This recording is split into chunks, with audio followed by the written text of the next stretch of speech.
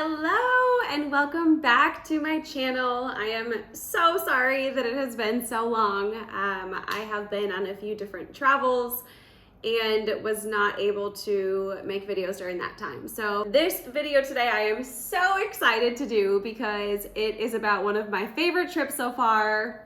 You guys already know what I'm gonna say. I know, it is about Morocco. But before I hop into everything Morocco related, you know what to do. Go ahead and hit that subscribe button, please. Definitely appreciate all of your support. I have created an entire itinerary of what we did in Morocco because, guys, we did so much in 5 days. I tried to write it all down, and fair warning, this is going to be a lot of information, so there might be 2, maybe even 3 videos about this trip, just so I don't make it too long for you guys.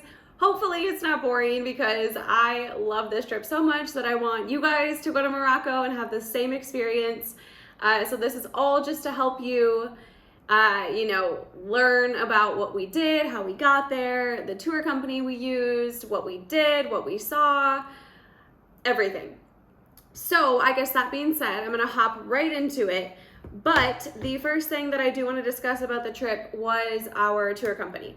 So we used Positively Morocco Tours. I will pop their information on the screen. Give them a follow for sure. They're so awesome. It is a family-owned company. There is 3 brothers. It's Mohammed, Ali, and Ismail, and they are amazing. I haven't met all of them, but I've met 2 of them, and I'm sure Ismail is just as awesome. But they've literally become family to us, really good friends. I cannot speak highly enough about them. These tours are all private, guys. Like, just, you get such a unique tour created to whatever you want. When I say that they will make it work for your budget, for your time, they will make it work. We literally, typical us, we reached out maybe 3 weeks before our trip because Ty and I decided, hey, let's go to Morocco. It's May, the weather is gonna be great. It's not supposed to be too hot. Joke's on us, but I'll tell you more about that later. And we, Mohammed emailed us back right away, came up with a whole itinerary, and everything was perfect. We drove down from Marrakech through a few different cities and valleys, and then we got to the Sahara Desert, which is obviously at the southern part of Morocco. And then to end, because we also wanted to see Fez, we drove back up to Fez and flew back out of Fez back to Venice. That way we were able to see a lot of different things. We were able to cover a lot of Morocco just in this 5-day trip. Guys, it is a lot of driving. I will say that. I'm gonna preface that. If you don't like cars, if you don't like, if you get motion sickness driving or something, maybe don't do that short of a tour where you have to be in the car a lot over a short amount of days. If you extend your trip, you're gonna be, doing more stops. But it is a lot of driving if you want to do the desert, because the desert is obviously at the very bottom of Morocco and there's not really a close airport to it besides a regional airport. So, plus, why would you want to miss out on, the big cities, whether it's Casablanca, Marrakech, Fez, Rabat?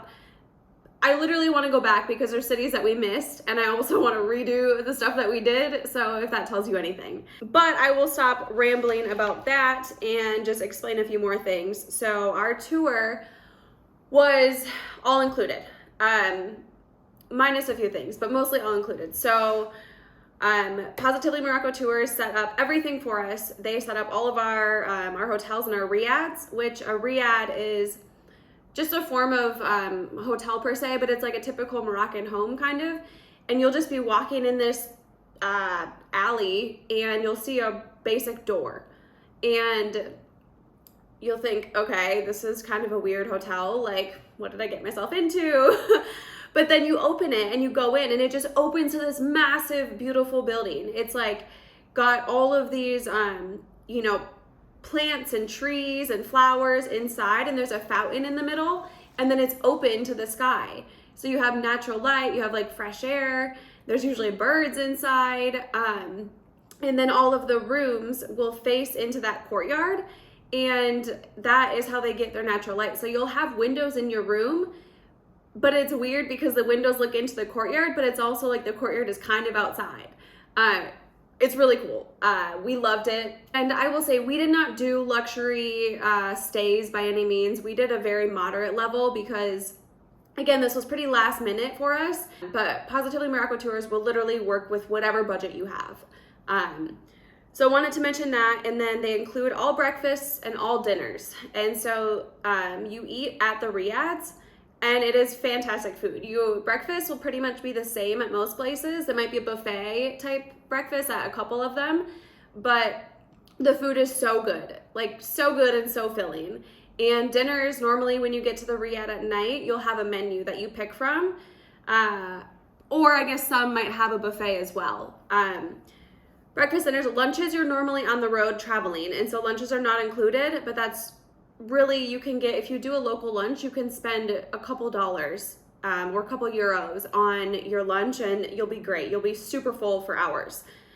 Other than that, everything else was included, all of the activities that we did, because we had talked about it ahead of time. All we had to do was just show up, and everything was planned for us. It was amazing.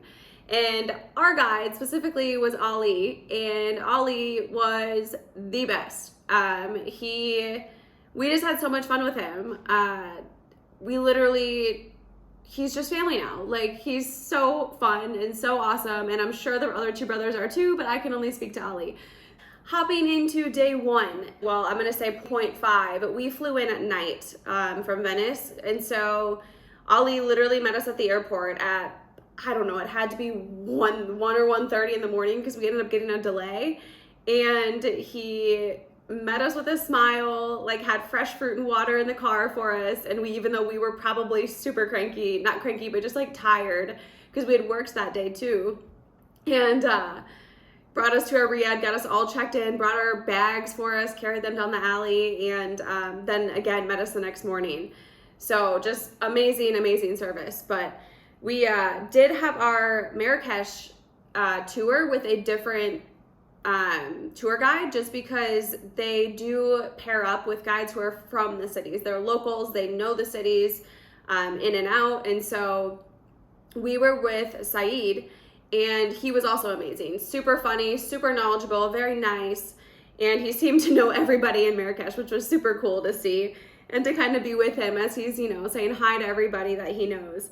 But day one on the tour, we started at Bahia's Palace. Bahia's Palace is an old palace of the Sultan, the king, and his wives. And so this palace has so many different rooms, and they are all beautiful. Covered, this palace is literally covered in mosaics. And I will talk more about mosaics when I talk about Fez, which will be at the end of the video because that was our last stop. But the amount of work that goes into these mosaics, and to see them everywhere in Morocco, and especially like this palace, they were just stunning. It's mind-boggling because of the work that it takes to go into this. Not only the mosaics, but there was all of these wood carvings everywhere. And this is all done by hand, guys. Like, this was done years and years and years and hundreds and hundreds and hundreds of years ago, and it's done by hand. Like, think of how much time that takes, and it just looks so beautiful, and it's upkept, and obviously I love it, if you can't tell.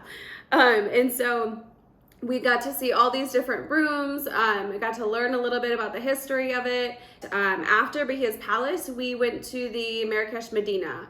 Because we were there a little early, our tour was earlier in the morning, it was not quite set up yet, but I'm actually kind of glad because from what I hear, it does get pretty crazy. And the Medina is where you probably have heard about, what are they called? The snake charmers and the people with the monkeys that'll just jump on you. So I'm like kind of glad that we weren't there for that, but it also kind of would have been cool to see, but we got to see monkeys later on, so definitely okay. So after the Medina, we started walking around the Marrakech souk. The souk is like a massive market, I guess, per se. Like, in Europe we have all these weekly markets, but it is like, it's not even on the same level. Like, think about little small alleys that are probably, I don't know, like 6 feet wide. Well, probably more than that, but they're probably like 10 feet wide. And you have all these different vendors having little rooms on the side selling things. But this thing is massive. Like, I'm telling you, if Ty and I were not with our guide, we would have easily been lost within the first 5 minutes, because there were so many different alleys and it was so big that there was no way I would have known where I was at all throughout the whole thing. There was fabric, there was, well, let me back up. They were separated into different sections. And so as you're walking through, you'll enter like the fabric section where there's a ton of clothes, and you'll see the vendors in here making the clothes, like right there. And it's just awesome. And then you'll see shoes, you'll see them hammering like the shoes together, and they're like making shoes out of like tires, because they're very much about like reusing things there. And so once you'll get past the fabric, you know, you might enter the like the bag or the purse section, and there's all these different types of bags and backpacks and purses. And then you might go into the next section, which could be like lighting or metal, or they had like spices. There's so, it smelled so good from all the spices that were out. And my videos don't do any of this justice, but there were just like big containers just full of all these spices, like turmeric, saffron, mint, all their mint tea. They love their mint tea in Morocco. Every day, every meal, I think they're having mint tea, but it is so good. And oils, there's oils everywhere, the argan oil, so good, so good. And then on top of all the spices and the oils, then you have your food, you have your produce. There was some meat, just everything there. And there is where a lot of the locals shop, is what our guide told us. You know, he did tell us that that's where he gets a lot of his stuff. So it was just cool to be there and see it. And we didn't even see half of it. We maybe walked through a fourth of it, and we were walking for a good hour. It was just so big.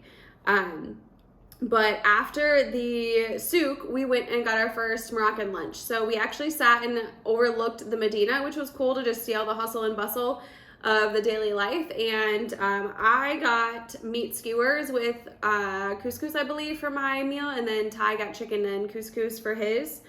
So that was really, really good. The food there, it was just so good and so healthy that we both felt so good, and like our skin was so good, like my hair felt nice. And when I tell you, it was like 100 degrees Fahrenheit or like 38 Celsius, and so I was like sweating a ton. And like even with all of that and like having sunscreen on, when we were leaving, I was just like, oh my gosh, like I just feel so good, and like my skin is so good. It was crazy. Like the food there is amazing, guys.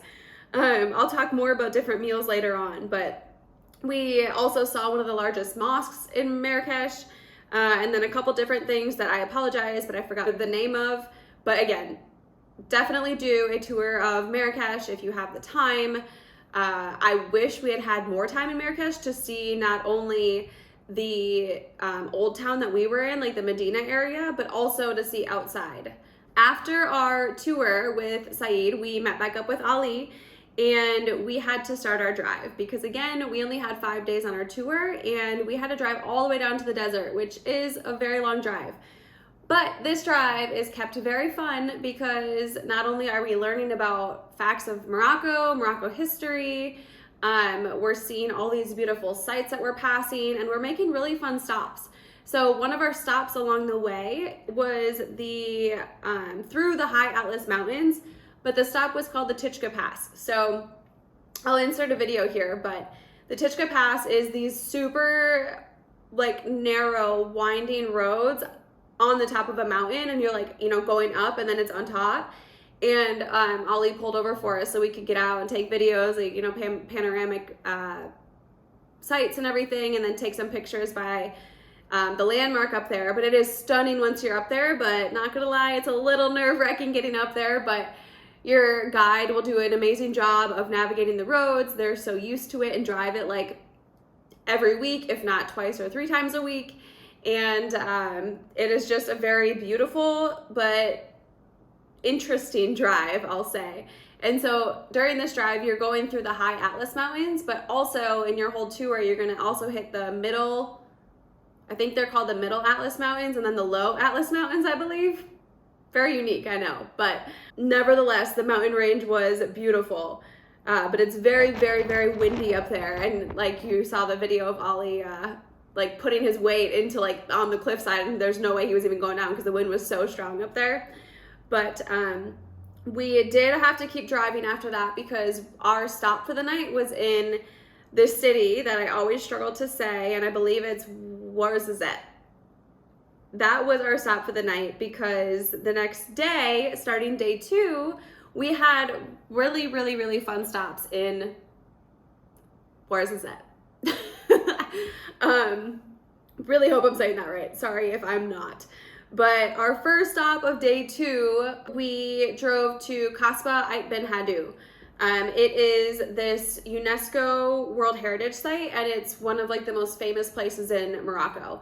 It is like all of these like clay colored, well, made of clay, kasbahs they're called, and they're all stacked kind of on top of each other, just like on this mountain, and it's just so beautiful that there's actually a ton of movies that are filmed there. And what we found out is about 20 minutes from Ait Benhaddou, there is a whole film studio. So they have movies that you would have thought would have been filmed somewhere in Egypt or, you know, the Middle East or even the desert, but it was actually filmed in the city of Ouarzazate. But the Ait Benhaddou was so beautiful, and we actually got to like climb up it. Very hot, very sweaty, but once we got to the top, the view was amazing, and you can actually see the arena that the movie Gladiator was filmed in. I think they're actually, I believe they were like starting to rebuild it for, I think Gladiator 2 or 3. I don't know. I could be very wrong, guys, so apologies if I'm wrong. But that was beautiful. And so we started on the one side, and then there's like a bridge to connect to the other side. And so we did all of that, and then we decided to hit the road because we also wanted to tour the Atlas Film Studio. So Atlas Film Studio, as I mentioned, there's actually a ton of really famous movies that are filmed here. The Gladiator, Aladdin has some pieces that are filmed here. The Mummy, Prince of Persia, the Bible. Literally there was a list, and there was probably like 30 to 40 movies on there, and there's probably even more. Oh, Cleopatra, I want to say like King Tut or something like that. A lot of movies that you think are Egyptian are actually filmed at Atlas Film Studios. And so we did a quick hour tour of Atlas Film Studios and got to tour the different film sets. So it was actually really cool to see because Ty has actually seen a lot more of those movies than I have, but there were certain spots in like Gladiator or Aladdin that I actually recognized. I was like, no way, like this is so cool. But also I just remembered there was a little part off of the part that we were touring, so we couldn't actually access it because they were filming some Game of Thrones there. But after the Atlas Film Studios, we decided to hit the road again because we told Ollie, we're like, as much as we love seeing everything, we want to get to the desert. We want to see these sand dunes, you know. And so we did try to just hurry to the desert because we were just so excited. But we stopped along the way for a lunch, and Ollie always asked us, he's like, do you want, you know, a touristy place, or do you want to eat a local lunch, like how I would eat if, you know, if you weren't here? And we're like, of course we're doing a local place. Like that's, you know, what we always try and do. And so we stopped at a good little barbecue place that had meat. Well, Ollie and I got meat skewers, and then Ty got tagine, which is, again, like a Moroccan dish. After lunch, we had to drive through a few different valleys, like Skora Valley, Roses Valley, Dades Valley, and then we finally got to Todra Gorge, which Todra Gorge was so beautiful. It has these massive, like river, well, it is a river canyon, but these massive, like mountain cliff things, whatever you call them. And again, my video doesn't even do it justice. I had to do it in 0.5 because the mountains were so, or the cliffs were so tall that you can't capture them. And so I know 0.5 is great, but it also kind of like skews things. And like they're even taller than they look in this video. So there's like a little river that's going in the middle, and there's families like having picnics and people strolling through. And so we actually got to walk from like one end to the other and just like admire the beauty. So that was beautiful. And it was also a little bit colder down there, which was nice to kind of escape the heat for a little bit. But after the Todra Gorge, we kept going, and we had one last stop before getting to our riad for the evening. And that was at an irrigation system in a city called Jorf. And Ali actually explained this to us. So this, I'll insert a picture here, but this top part, a person would sit here and put their feet on pedals and pedal this basket down. And that's how they would get their fresh water, is these tunnels that were below would be filled with water. And this pulley system of, the pedals and the basket coming down would then, fill it up and then bring it back up. And that's how they would get their water.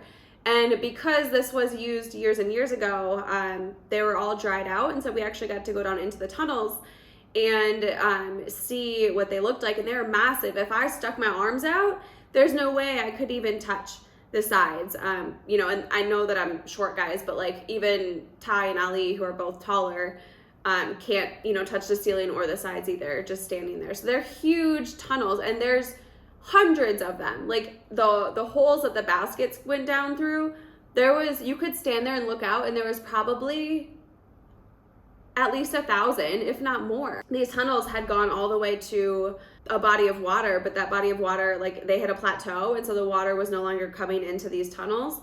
Nonetheless, it was really cool to see. And after that, we kept driving, and we got to Merzouga, which is the city that's right kind of on or in the desert.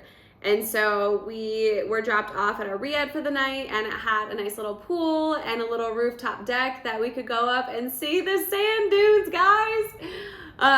So that was beautiful, and we loved it. And we had dinner looking at the sand dunes, and obviously you can tell that I'm getting more and more excited as I talk about this, because day 3 was probably my favorite day. I wish I could do it again and again. I loved the desert. And because I have been talking your ear off, I am going to make you stay tuned for the next video about the desert.